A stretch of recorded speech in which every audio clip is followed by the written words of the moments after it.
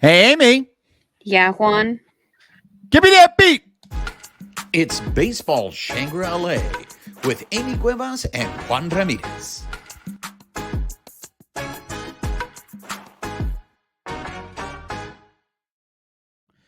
What's up, party people? She is Amy Cuevas, and I am Juan Ramirez, and you are listening or watching Baseball Shangri-La. Let's get the business out of the way. If you are listening to us on the audio portion of this on the podcast, please make sure you're subscribed to the podcast, rate us, write us a review, help spread the word. If you're watching us on YouTube, make sure you're subscribed to the YouTube channel, hit that notification button, give us that thumbs up, and leave us comments. We love engaging with you. And finally, make sure you're following us on the social media at X at BB Shangri-La, on Instagram's Thread and Twitch at Baseball Shangri-La.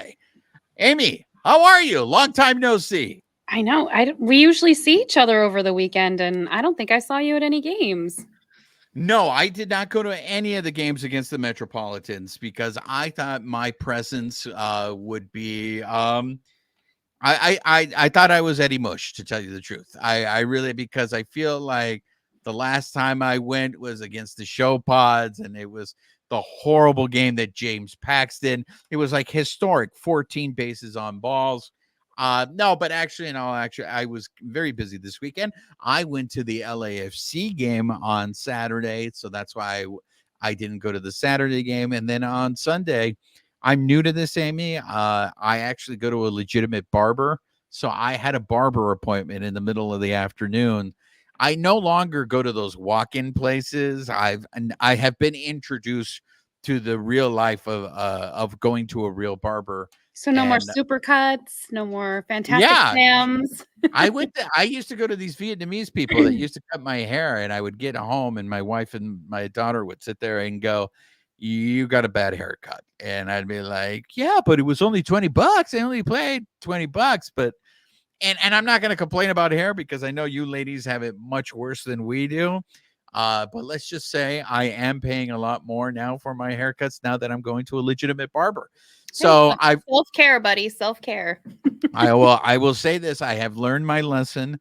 I made the mistake of scheduling my barber appointment when there was a Dodger game at Dodger Stadium. When he asked me when's the next time I want to make an appointment, the first thing I did was looked at the Dodgers schedule. So my next appointment is not scheduled during a Dodgers home game. I have a separate calendar with all the Dodgers dates that I take with me when I go to like doctor's appointments, things like that, so that it's like, oh yes, and it's an away week. We can do it. This is a person that has priorities, and I commend you for that. Now, you were very busy because were you at all three of the Metropolitan games, or just 2 out of 3? Just 2 out of 3. I did not go Friday night. I was there on Saturday and then Sunday, so got to see kind of the not so great on Saturday, but then like the rise, the Phoenix game that we had yesterday. So So we have good perspective because I know the Saturday's games seem to have really touched a nerve with a lot of the Doyer fans, at least a lot of the Doyer fans that I hang out with. mhm. And we've already established the fact that my group of Doyer friends are much more negative than yours are. So let's get into it. Let's just recap real quickly with the Dodgers. They lost 2 out of 3 against the Metropolitans. They lost 6 out of 9 on the homestand. It was not a very good homestand. Before we get into the Metropolitan series, all I want to say is this, Amy. For everybody who is doing, in your words, you love to say this phrase, chicken littling right now. Oh, the sky is falling. The sky is falling. Look, going back to that Show Pod series, if they would have found a way in extra innings to win that game, they win that series 2 out of 3. What happened on Saturday against the Metropolitans, if they could find a way to hit with runners in scoring position, they win 2 out of 3 in that series. Yeah, the only series I see them losing is against the Nacionales. I don't think they played well at all against the Nacionales.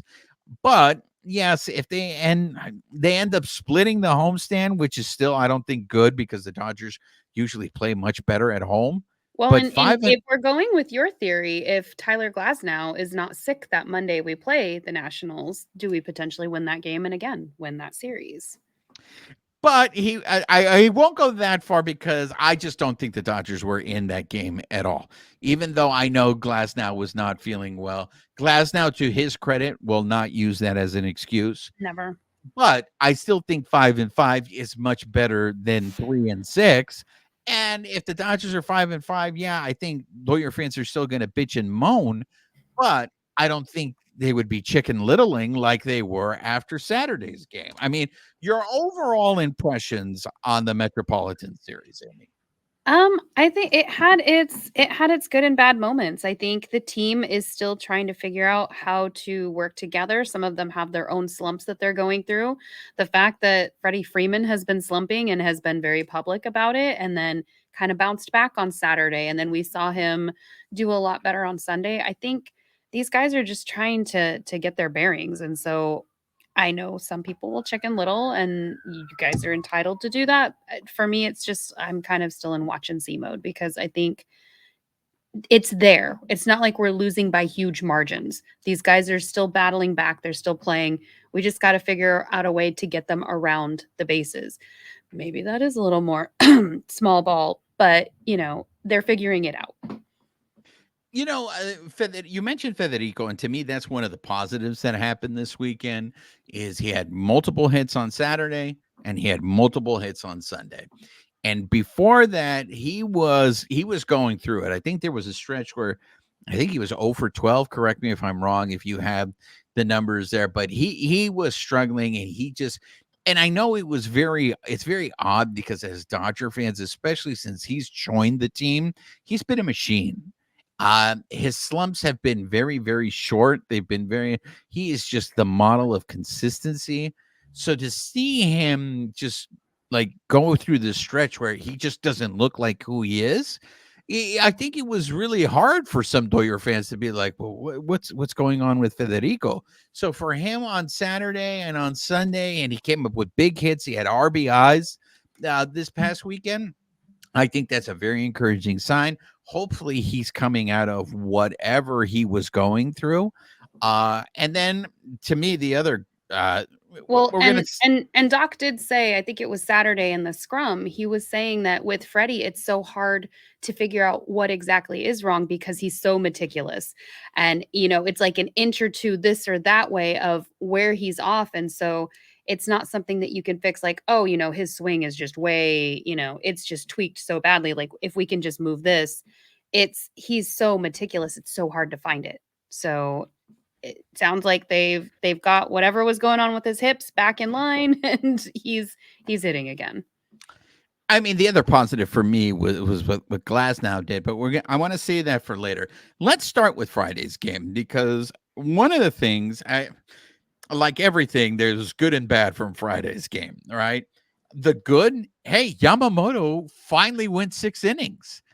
And it looked from the start of that game like I thought, here we go. Here's another game where Yamamoto is going to go 5.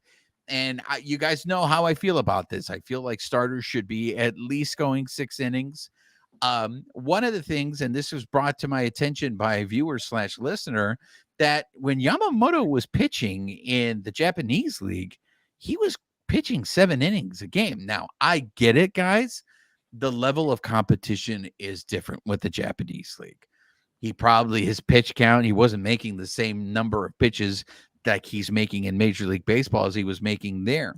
But Amy, one of the other things that I have lost sight of when it comes to Yamamoto is, and this again was brought to my attention when I was hanging out with my Dodger friends this weekend, is the ball in the Japanese league is different. It's smaller. Mm-hmm. And I have completely lost sight of the fact that maybe Yamamoto is still adjusting to the size of the ball, because what it seems like, there were numbers, and I can't find them, but there were numbers. You know what? I want you to vamp. Give me your opinion on this while I look up these numbers to support this difference in the size of the ball, which may be affecting Yamamoto. But Tell me, what did you see from Yamamoto this weekend? Well, it's not just the size of the ball, it's also the mound. So that's already been brought up as well, that the mound is different here in the US. And then add in that all of the different ballparks have different mound heights. They have different mound consistency. All of the textures and everything are going to be a little bit different along with the measurements within the park. So that's something to take into consideration too. I don't know if there's a uniformity within the ballparks in Japan, but that would be something worth probably looking up as well. But I think that's a factor. But he did end up, let's see here, he went 6 innings. He gave up 7 hits, 4 runs, only 3 of those were earned. He only walked 1 batter, but even with all of that, with the runs that he earned, he had 9 strikeouts. So the 1 home run that he gave up, he does have an ERA of 4.50 essentially, so 4.50. Were you able to find it? Yes, I was able to find it. So one of the things that was interesting for me from that Friday game is Yamamoto was getting ahead of these hitters, the Metropolitan hitters. He just couldn't put them away. And it always seemed like the pitch that was getting hit hard was his fastball. And so now I'm going to give credit to Blake Harris on this. I don't know where Blake Harris is getting this information from, so take that with a grain of salt, but it might help support my argument here. So Yamamoto he's throwing 5 pitches, okay? So again, I don't know where Blake Harris got these numbers from, but his curveball, the league is hitting 208 off of his curveball. When he throws his split finger, the league is hitting 115 off of him. When he throws his cutter, the league is hitting 250. Look, I'll take those numbers, right? The pitch that seems to be getting hit the hardest is his 4-seam fastball. So that is, I wonder if the grip that he is used to for his 4-seam fastball is being affected by the size of the ball. So for the most part, Yamamoto, and this is, I think, why he can get ahead of these hitters, is because his other 3 pitches are working, but it's the 4-seam fastball is the one, and I don't know if that one is just more dependent on location, and he needs to be more precise with location, and he's missing on location with that pitch, and that could also be because of his grip. But I think it's encouraging that if he can somehow figure out what is going on with his 4-seam fastball, if he keeps pitching the way he's pitching with his other 3 pitches, Yamamoto may figure something out, and he may start going on a tear.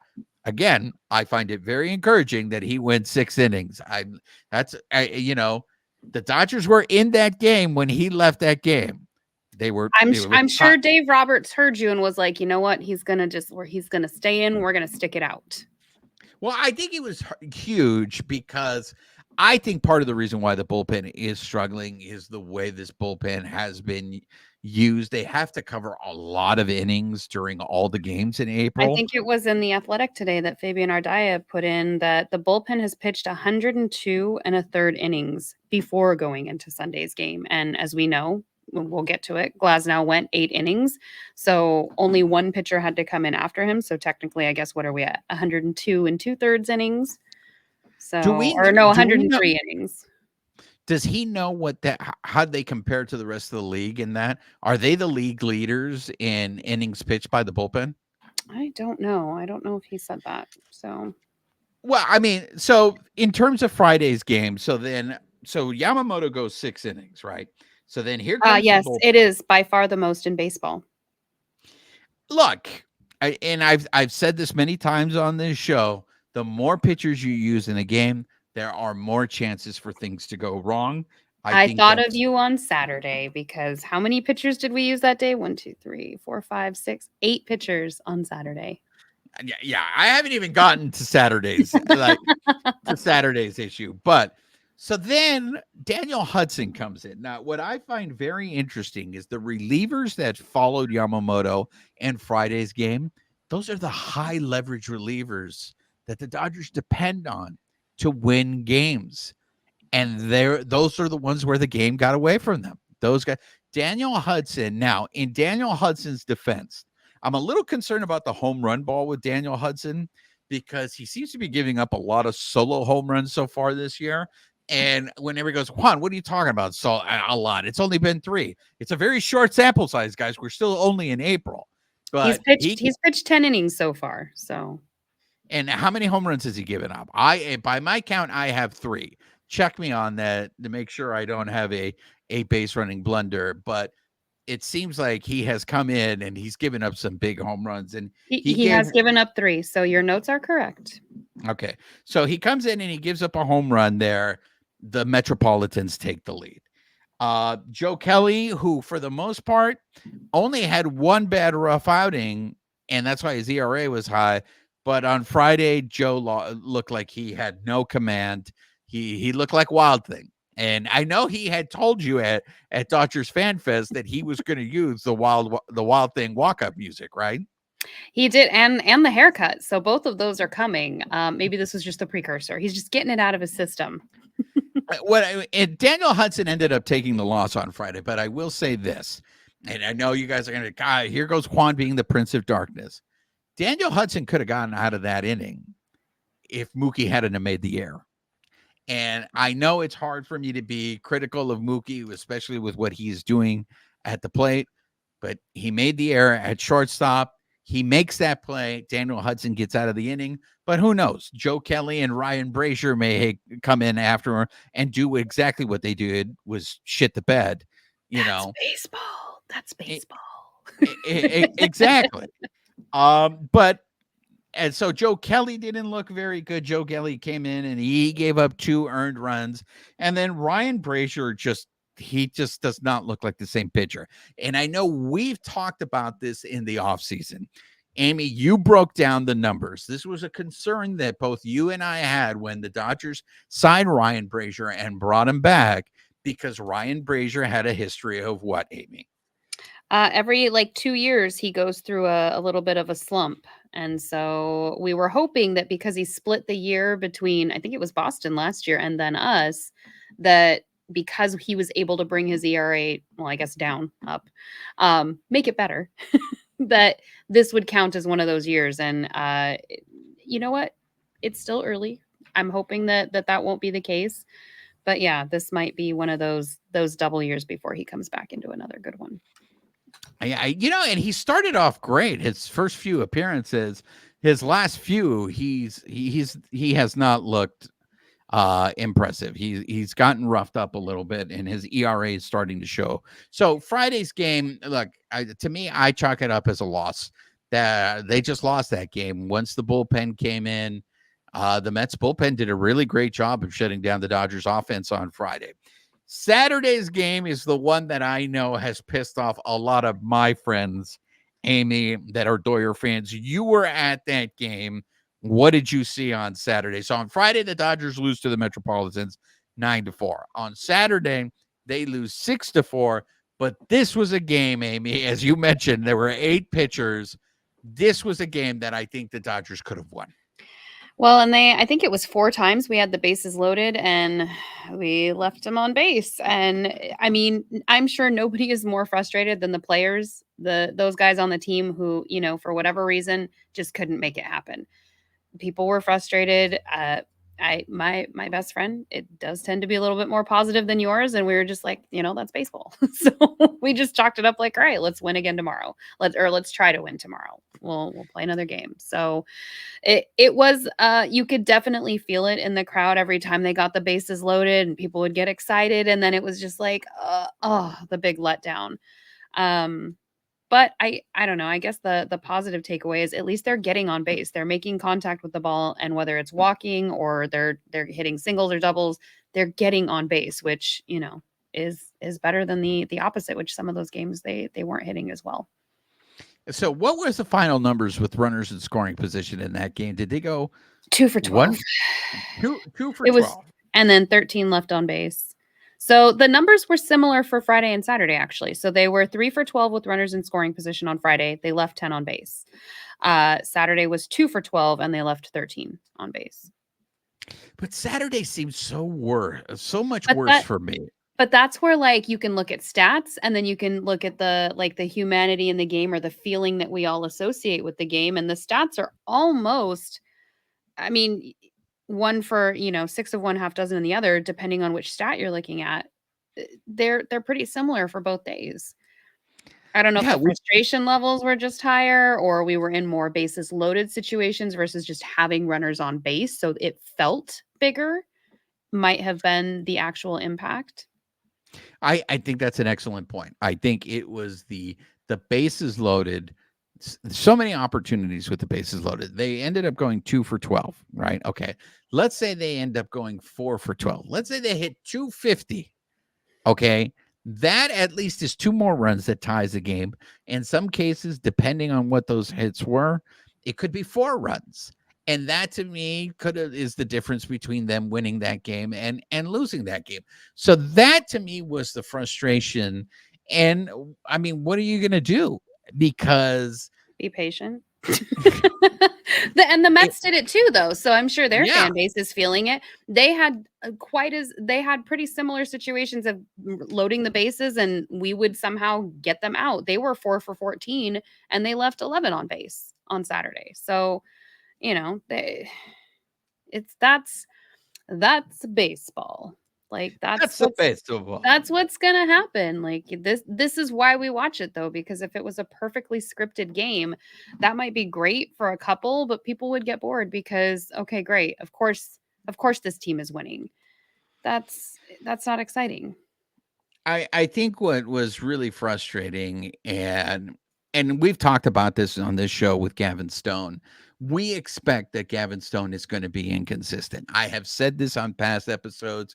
You're probably going to get a good start from him, and then you're going to get a bad start from him, and then you'll get a good start. That's just him being, still a rookie. It's just him figuring things out in Major League Baseball. You're going to have ups and downs. You took the words right out of my mouth. I'm like, he's still a rookie. He's still figuring all of this stuff out. He didn't get as much of a shot as Bobby Miller did last year.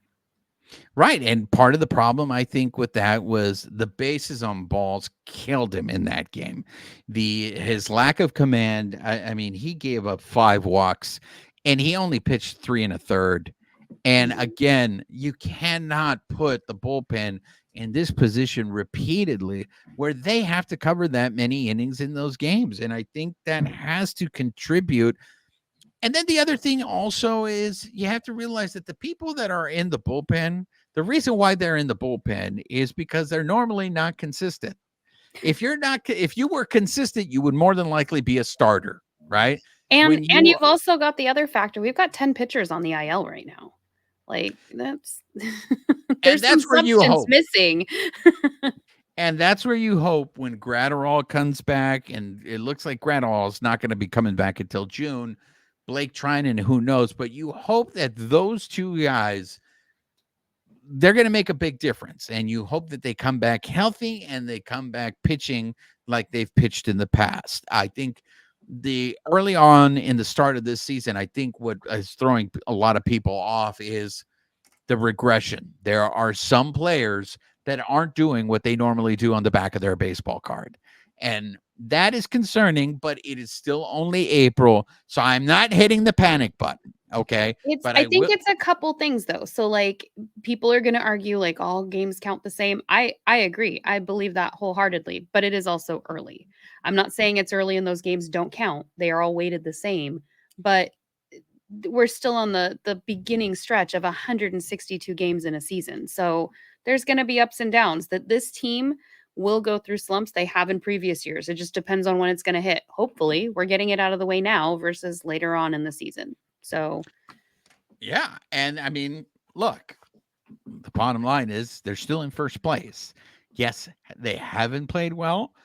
I mean, this is the luxury of the regular season, right? Where you can not play well, but you still find ways to win games and you end up winning the division. Okay. So that to me, and again, it's April, but it is one of those stark reminders that this is why we can't explain what happens in the playoffs. At any moment, the team can go cold. And that's any team, because I know people tend to hold the Dodgers to a higher standard, but these guys are just guys at the end of the day. And this happened last year. We started out slow. Arizona went on a tear in the beginning of the season, and we were a little slower to start, but we caught up, and look how many games we won by the end of the season in a season that we weren't even supposed to do well. So I'm glad you're not hitting the panic button, because I think it's going to be okay. I'm not worried at all, but it is frustrating when you see the team go 2 for 12, with runners in scoring position, where all I hear is Amy's voice in my head: small ball, hit the ball in the opposite field, get a sac fly. I think that's what's concerning to me. If there's one thing that I can really walk away from that I'm like, they really need to fix this, is the number of strikeouts. They lead the league in strikeouts. And correct me if I'm wrong, Amy, I don't think it's close. I think they are way ahead of everybody. And productive outs count too, guys. I would love to see some of these guys change their approach when they have runners in scoring position. I feel like I see these long swings where they're swinging for the fences, and I'm just like, hey, Amy said small ball. Did you guys not get the memo? Small ball. I faxed it over. I didn't email it. My bad. It's on the way. So let's get to Sunday's game, where the Dodgers just took out all the aggression that they were hearing from in Los Angeles. Amy, you were also at that game on Sunday. What did you see? Oh my gosh, so much. I know we're going to get into Shohei's stuff in our next episode, but Andy Pages, like, he came up last week, had his debut, kind of struggled a little bit. I think he's had 20 plate appearances. He's struck out 9 times so far, but he hit his first home run yesterday, and just to see him, especially in the media scrum afterwards, like when they were doing the interviews, and John Su, who came in and actually brought him the ball while the media was talking to him, like, this is what baseball's about. Yes, it sucks to lose, but this is also just the humanity of the game, and to see a kid get to live out his dream. I think Eric Steven tweeted out that he is actually the 777th Dodger ever to hit a home run. So with that single home run, the Dodgers did win. They shut out the Mets 10-0. We're going to get into Glasnow in a second, but there were a lot of good things in that game. Will Smith caught 2 players stealing bases, so he is now ranked 43.8%, third in the MLB, and he's only behind Arizona's Gabriel Moreno and the Angels' Logan O'Hoppe. So he had a pretty good game too. I mean, that's that game on Sunday. The Dodgers won 10-0. That's what I call a palate cleanser. I think that was something that I think the whole team needed. And when we talked about when Andy Pages called up, and Amy and I were talking, I was surprised, by this early to be calling him up, and only because here's the other thing that concerns me, Amy. You call him up, and Dave Roberts has said they're going to give him a lot of run. They're going to give him playing time. Okay, he's one of your top prospects. You call him up. What if it doesn't pan out? What if he's not successful, right? Now where are you going to turn to? Because you've already told the people on the bench, the veterans, like Chris Taylor, and you basically have said, hey, man, we're going to go with this guy because we think this guy's going to give us a better chance. I was so happy that Chris Taylor got that hit on Friday. And you could see how relieved he was on Friday. But so Andy Pages is hitting 222. It is a very small sample size. He's only had 18 at-bats, but he has 4 hits. 2 of them are doubles, 1 home run. So it shows you that this kid has power. I'm hoping that he's still figuring things out. Look, I think I'm rooting for him. I would like to see him, be successful here, but I think winning this game in the fashion that they did, and let's get into what Tyler Glasnow did. You were there on Sunday. What did you see for Tyler Glasnow? I mean, he gave the Dodgers 8 stellar innings, so he threw 101 pitches. I think that's the longest anybody's gone. I think the stat was in the last 2 years, getting to an 8-inning game. Since Kershaw. Yeah, and so, I mean, he did 10 strikeouts. When he is feeling well, he does a great job. He was dominant in that game yesterday, and the fact that they only had to use one other pitcher, so Nick Ramirez came in the ninth and pitched and scoreless inning, and so I mean, these guys, when they have good days, they have good days. Yeah, and what is becoming very clear, I mean, Tyler Glasnow after the game was talking about how his fastball was working really well for him and his curveball. And I think it makes a big difference for him because I know that the game that we went to with the Giants, he was having a hard time with that curveball. He was bouncing it well before the plate, but he had that curveball with him that he could use as a put away pitch. But his fastball was so good that a lot of times I don't think he needed it.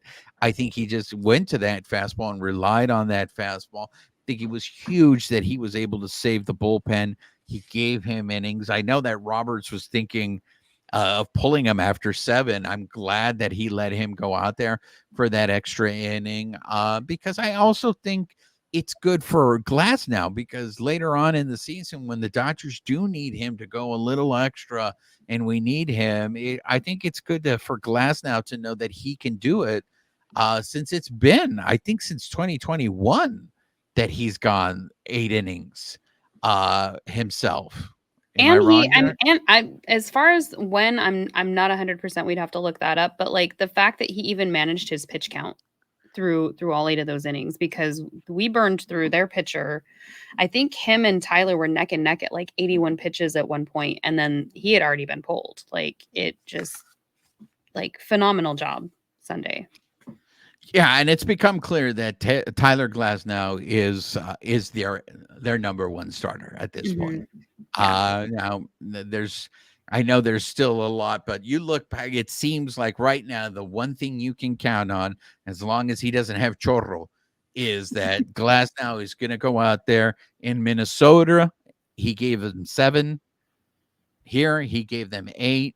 That game against the Nationals, he wasn't feeling well. He was under the weather. He still gave them 5, which, depending on the pitcher, sometimes we're not even getting that out of them. Exactly. So that's what I'm saying. If you can, I know a lot of people, and Kershaw was the best example of this in terms of the stopper, so to speak, when your team is going through a funk or, you need someone to give innings.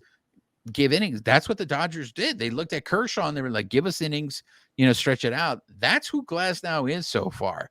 So, I mean, he has been pretty impressive. He's 4-1 on the season now. And his ERA, what is his ERA now down to?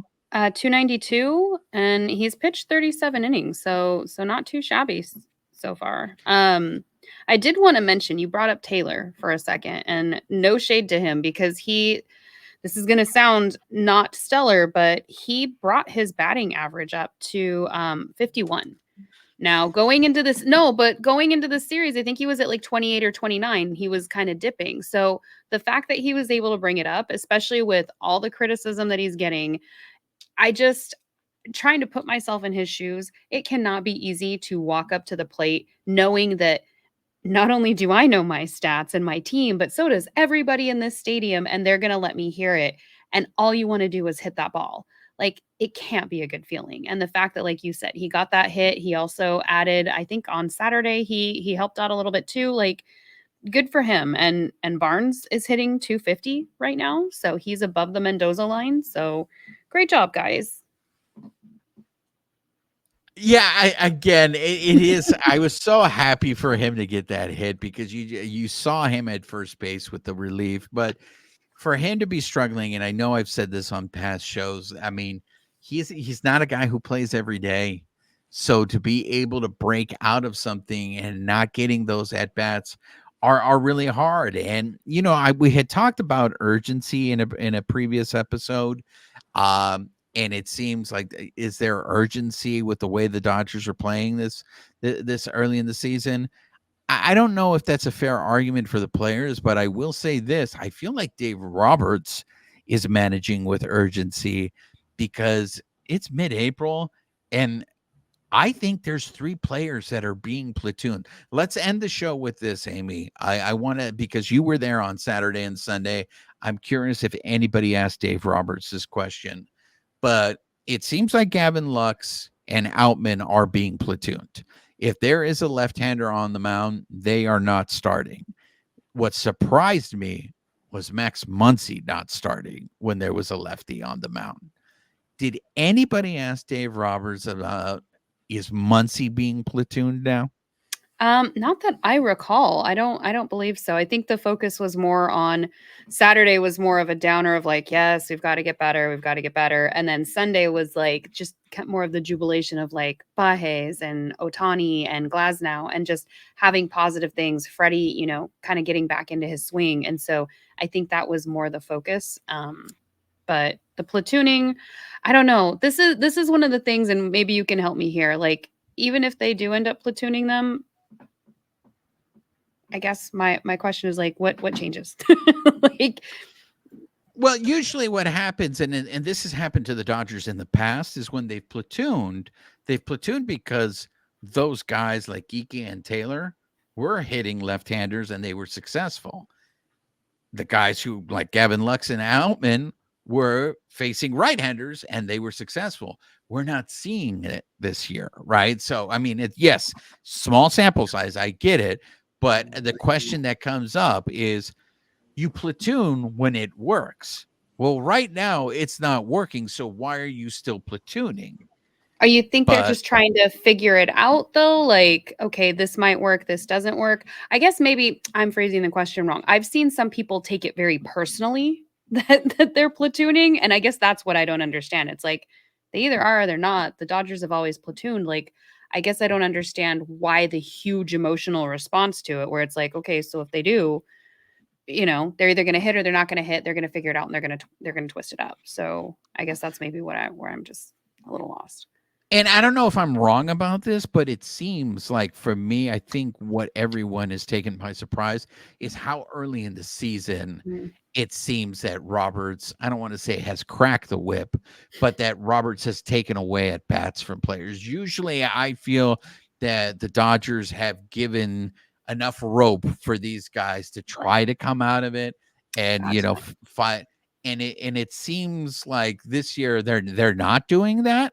So that's why I'm again, and it might have been just coincidence with Muncy, but I did find it a little bit. I was like, wow, he's not starting. I get that there's a left-hander, but I would expect that Muncy is gonna, because he's hit left-handers before in the past. But I I feel know like he again, did this like last week too, because we saw like Rojas or Kike in that spot again, I think last week, where it was like, yeah. oh, because usually like Muncy is like he's our third baseman. So unless somebody's coming in to spell him in either a blowout one way or the other, you're not usually seeing him not in a game. So that's definitely something. Maybe we'll I, ask in one of the next games if somebody else doesn't. No, absolutely, because the number of strikeouts is alarming, and I know Muncy is kind of leading the pack in that department. But it is something to keep an eye on. The Dodgers are traveling at the time of this recording. They are traveling on their way to Washington, where they're going to be opening a 3-game set against the Nacionales on Tuesday, Wednesday, and Thursday. CJ Abrams killed the Dodgers in Washington. So when he was here in LA, I hope we don't see more of that, because that kid seems to be on the tear. And I'm sure Showpots fans right now are cringing at the sight of seeing what Juan Soto is doing with the Yankees and what CJ Abrams is doing with the Nationals. Amy, any last words before we wrap up this episode? Congratulations to Andy Pajes. Way to go, guy. That's right. And I'm glad that he got his ball back, because we're going to discuss that in the next episode. So make sure you guys, once again, as we wrap things up, if you are listening to us on the audio portion of the show, Please make sure you're subscribed to the podcast, rate us, write us a review, help spread word about the show. If you're watching us on YouTube, make sure you're subscribed to our YouTube channel, hit that notification button, give us a thumbs up, leave us comments. We'd love to hear your feedback. And finally, make sure you're following us on social media, on X at BB Shangri-La, on Instagram, Threads, and Twitch at Baseball Shangri-La. She is Amy Cuevas. I am Juan Ramirez. You have been listening and watching another episode of Baseball Shangri-La. Amy, say goodbye to the people. Goodbye, people.